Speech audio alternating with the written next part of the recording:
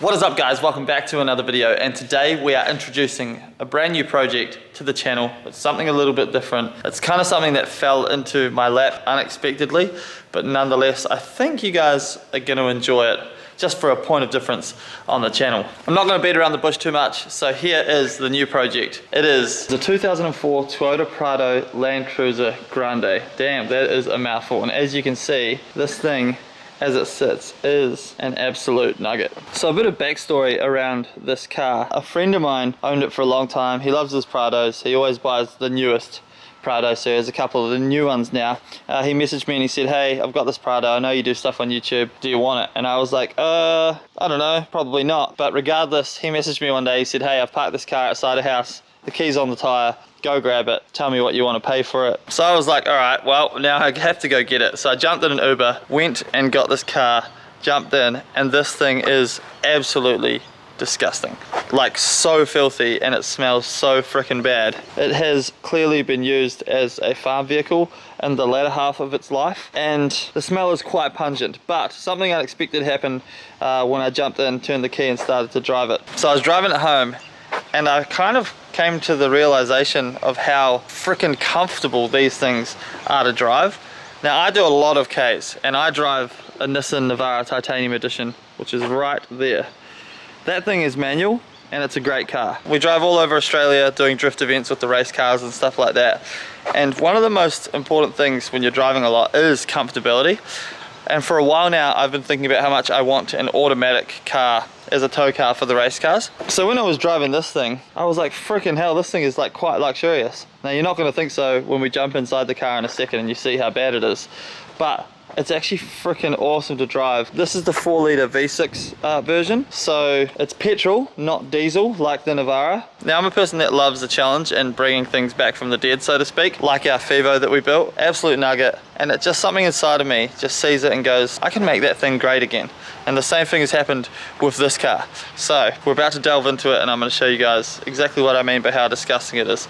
But I'm fully confident that we can not only bring this thing back from the dead, but actually turn it into a very cool daily driver slash tow car for our race cars that we have in the shop. So now let's flick to some B-roll so you guys can see exactly what we're dealing with.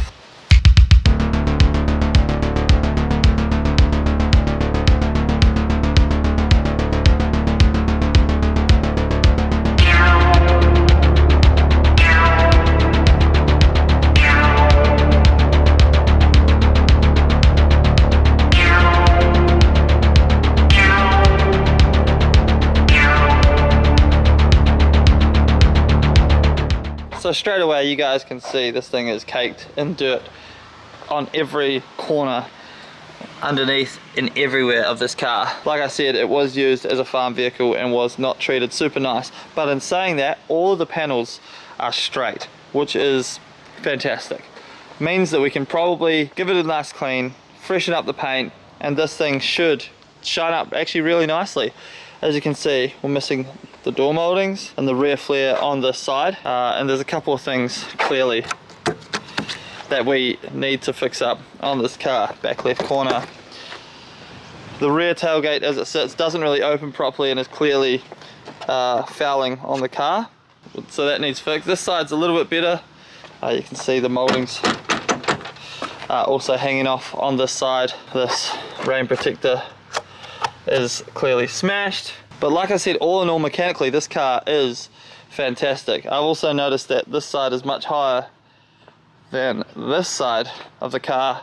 Now these are on airbags at the back, which leads me to believe that this airbag has probably failed. I think it might be sitting on the bump stops on this side. And that's pretty much it with the exterior. So obviously today we're going to jump in and give it a massive clean, which is going to help immensely. But now let's jump into the really nitty gritty worst part of the car. So the interior. This thing is absolutely filthy. That is all wet.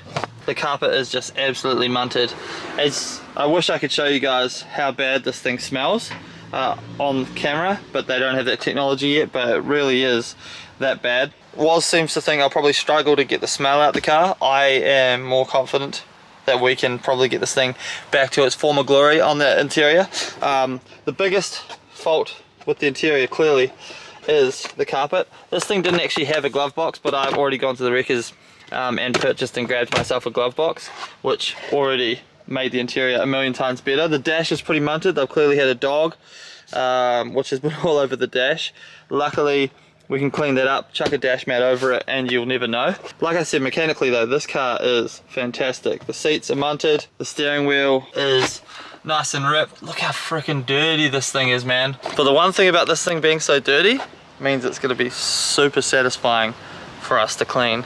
And I wholeheartedly think, like I said, I love fixing things, I love making things better, I love improving things, and I freaking definitely think that we can turn this car around, a little bit of elbow grease, and have this back to its former glory. Now, I've already reached out to someone who can reupholster the seats. These ones might be a little too far gone, but I found another pair at the wreckers. The passenger seat's actually fine, the driver's seat's still ripped. And also there's every chance that these have that smell that's in the car inside the seats. Back seats aren't so bad, they're just covered in mud. The steering wheel we're getting reupholstered, it's actually really cheap, it's like $80. But this is essentially going to be a budget build, and I'm going to be super transparent with you guys in all the costs for the car.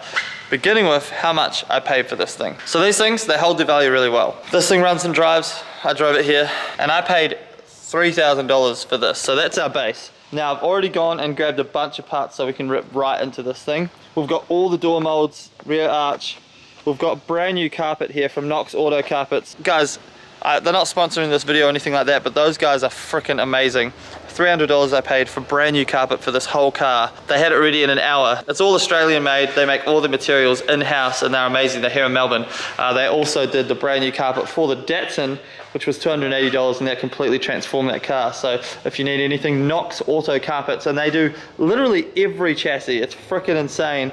From the Datsun 280ZX to the Prado to the so many other things. You just need to go on the website, type it in, it's all there, good to go. I also got this rear like rubber mat thing for the back, because obviously we're not going to have a ute anymore, but I'm still going to need to carry parts. So this mat is going to protect our new carpet when we put stuff like diffs and axles in it. Brand new dash mat.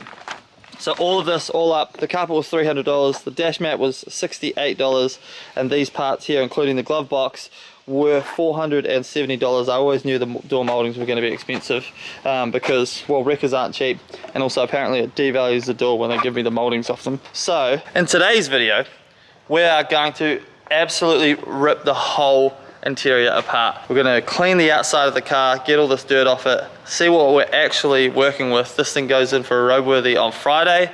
In fact, I already had a new windscreen put in today because it had a cracked windscreen. $185 windscreen replaced. Freaking already made the car look a million times better. Little things like the rain shield on the other side we can easily grab, so I'm fully confident that we can have this car back to its former glory. But of course we're not going to stop there. Throughout this series of build videos, we're going to do the nice stuff to this car. Bigger tires. I actually really like the stock wheels, so we're going to keep the factory wheels, but we're going to do bigger tires. We may chuck some spacers on like we did on the Navara.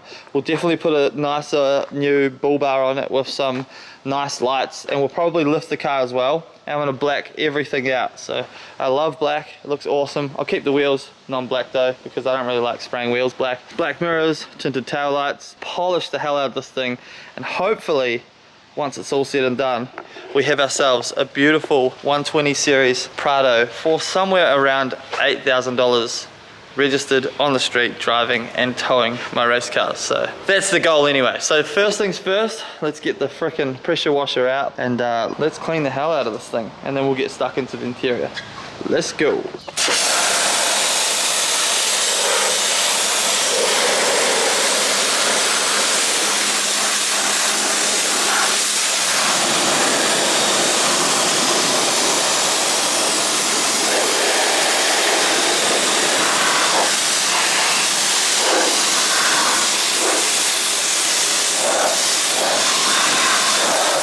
I did not even realize that these things were grey before. I had no idea. I literally thought all of this was black because it was so freaking dirty. That is hilarious. It's crazy literally what just a pressure washer does. I can tell you right now, this paint is definitely going to clean up super nice with a nice cut and polish paint correction.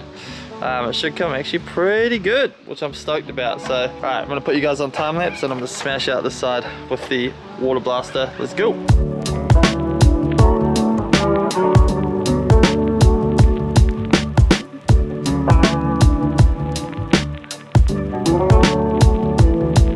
So I have a little bit more confidence now after the washing of the car that it's gonna turn out pretty nice.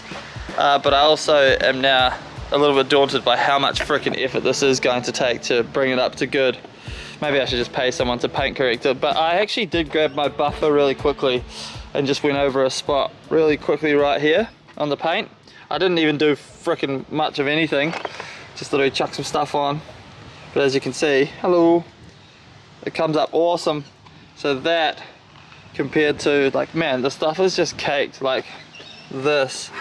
It's got like a layer, not just of dirt, but like, I wouldn't call it mold, maybe it is mold, but it's just like grime that's really hard pressed into the paint. Like that's actually like, feels like sandpaper, that does, which is crazy. So yeah, the car's gonna turn out awesome. I just have to water blast every section of it to get that stuff off, and then probably clay bar it and paint correct it and do it all properly.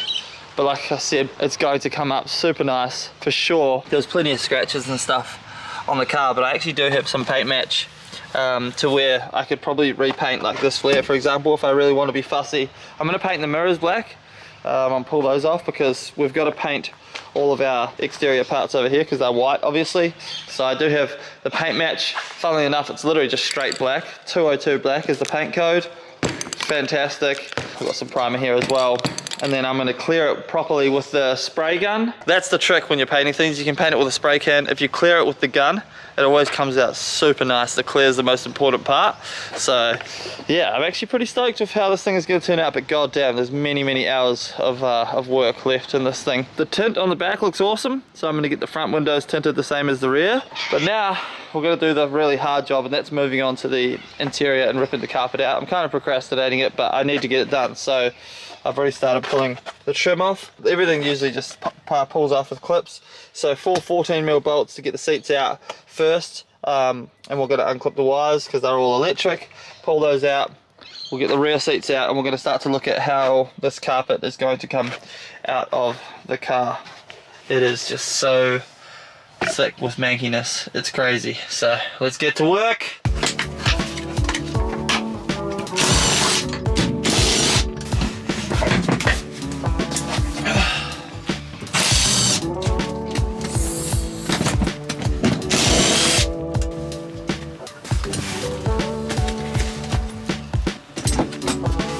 So we have the rear seats out now. I've taken all the trims off, put them all in a bucket over here because I'm going to wash them all because they're all absolutely filthy, and that way we can just wash them, and then we've got everything we need. When we need to put it all back, we chuck it all back in. I'll put all the bolts back into their respective places as well so that we don't lose those. But you can see here the colour the carpet used to be, which is freaking mental, and you can also see the extent of just how dirty this car is. But the good thing about this is, obviously once the seats are out and the carpet's out, that's 99% of the dirt and crappiness gone from this car. And while it's all out, I'll clean all the trims on the inside and the roof lining as well, which is fantastic. This thing has a freaking sunroof, which is cool as well. And then by the time our new carpet goes in, we're going to have a really nice fresh interior. There's nothing really wrong with the interior as such, it's just manky, so you know, scratches here and there, but all the electrics work and everything like that, so that's pretty cool. So yeah, we'll go ahead. This carpet is actually, look at that, brand new car under there. Pretty well good to come out on this side. So gross. Take the front seats out. I believe I need to take the center console out. This is a drinks cooler in the middle here. This car's, it's got the comfortable fancy things in it, you know, which is sick, but it's definitely a lot of work. And that's the thing about getting things cheap. You get them cheap, but a lot of work to get them up to the standard of the thing that you would have bought if it was more expensive. So do you want to do work or do you want to pay the money? I wasn't really expecting to acquire this car, and I wasn't in the market for a Prado, so I kind of enjoy this kind of stuff. Very satisfying, so I don't mind putting in the work. I've actually also opted by mistake for a black carpet, so we gangster now. Look at this, that is fresh as hell. Far out, they do such a good job. I can't wait for that to go in, but I think the black is really going to set it off as well. Oh, this is actually going to be so good. Let's go ahead and pull these front seats out and kind of see where we get to.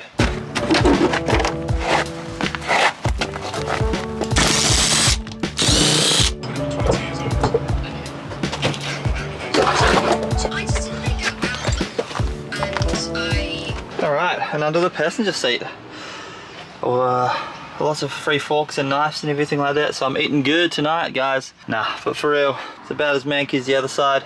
I guess this is the, oh. Whoa, okay. This is a CD stacker. Crazy. Oh my god. So now, go ahead, take out the center console, and I think we should be able to take the carpet out. So that is super exciting because I've had enough of this carpet, if I'm honest. Alright, skip forward a little bit. So I've loosened everything off and taken the center console out. Really, really easy. Just a couple of things that literally unclipped, some 10mm bolts, and it all came up. But I can't take the cooler off completely because it's actually literally a refrigerator. Like, so there's refrigeration lines right here going to the cooler, so I can't take it off, otherwise I'll lose all the gas. But I don't actually have to. So now it's just a matter of pulling the carpet up. It's not attached through here, luckily, so it pulls up on this side, up on the other side. So you can see here I've already started pulling it up. That's really gross. But I'm like 99% sure this is going to get rid of all of our smells. So I'll chuck you guys on the ground outside, pull the carpet up, and hopefully when you see me, I'll be lifting the carpet out. Let's go. I go to someone's house and I've like my shoes and like maybe they're not in the right place, and then I have my bag and there's like